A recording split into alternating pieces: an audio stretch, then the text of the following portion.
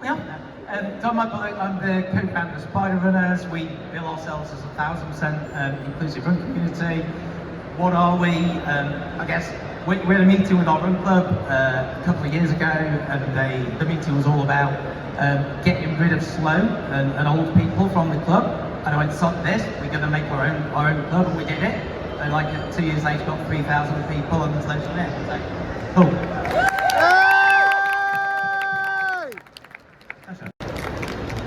I think I'd agree with everything you guys have said, 100%. I think our findings was when you start bringing children into your community and trying to involve them in your community, it can get a bit complicated, and it can add some added challenges and complexity.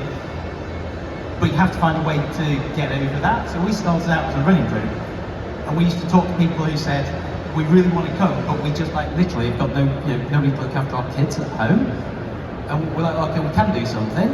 So we introduced a walking group. So people brought their kids to walks. And that's evolved now, where people have said, our kids have been on walks and they want to try running. Okay, I can't put them in the running group, but I can. And that's what we're going to do this year, introduce a bimbling group, which is where kids can come and they can have the same experience with the same impressive people, but they can do a bit of running and there's no pressure on anything. So I think it's, if you can introduce kids into the right environment with people who are good role models, keep it safe and keep it fun, then hopefully it'll keep them into it later life. Yeah, totally agree. Pete, yeah, so when will it?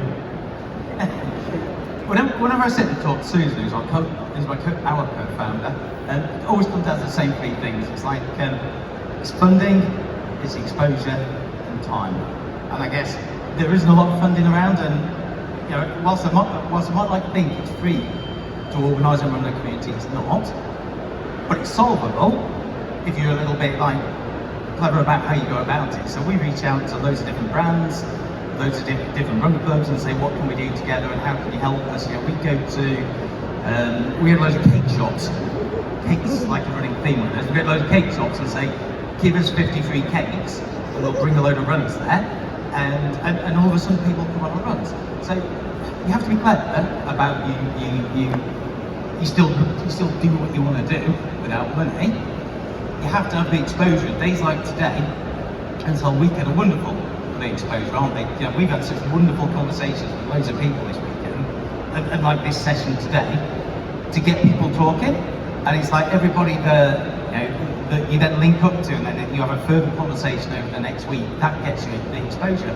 I want to carry on the conversation with all these guys afterwards, because these have all got super ideas that we've never had. And some run clubs are really tribal, and they go, I'm ex-run club, you can't talk to each other. That's stupid, isn't it, really? It's like, you only solve things in life by collaboration. And it's like, I want to know what Pete's doing, and I want to learn from it, and I want to show you what we're doing. So I think it's like, that exposure thing is sortable, but it's not easy. And the other thing I would say is time. That I think, most of us have got day jobs, and it takes a lot of work and a lot of time to sort out communities. And I guess our simple solution is to bring people in, bring the right people in to help us. And that might be people that work within Spidey with us. It might be we've reached out to quite a few different run clubs to say, we want to run in Yorkshire. And the time that would take me to go and recce runs and sort venues out in Yorkshire, it's not going to happen. But if you reach out to the right run clubs in Yorkshire, picking Yorkshire, why am I picking Yorkshire? But it could be anywhere, couldn't it? But if you reach out to those people and say, hey guys, let's do this together, then all of a sudden these things are solvable. It's like most things in life, anything's got a solution, but you've got to talk and think a bit broader about it. Thank you, Mike. I think we're hearing a lot about collaboration. Time. Setting up communities, we got it wrong to start with. So I can start getting this point of doing, so I guess what we do now. 3 bits of paper and a marker pen. First bit of paper, what your beliefs are, what your values are, and what you really care about, stick to them. Be prepared to pivot if you need to, if something new comes along, but make sure everybody's really clear what you're about. Second bit of paper is a list of things that are achievable and within your limits. Put that in a drawer and ignore it for a bit. Make a really nice list on the third bit of paper, the things you really want to do. You've got absolutely zero idea how to deliver them. They're the things you absolutely care passionately about, but they're a bit scary. And I think, if I look at what we did then, we took the middle list and said, what are real limitations? It's about numbers of coaches and stuff like that. How do I do it? We brought on more coaches and stuff like that. So those things in the middle are, I guess, a bit boring but really important. And the things in the really exciting bits on the third bit of paper, who knows how to do it? The only way to get those done is ask people. Because somebody's an expert on all those things. You know, someone's an expert on I need to have a treasurer or something. I don't do it, but somebody out there is an accountant that can help me. So it's ask. Ask one of us.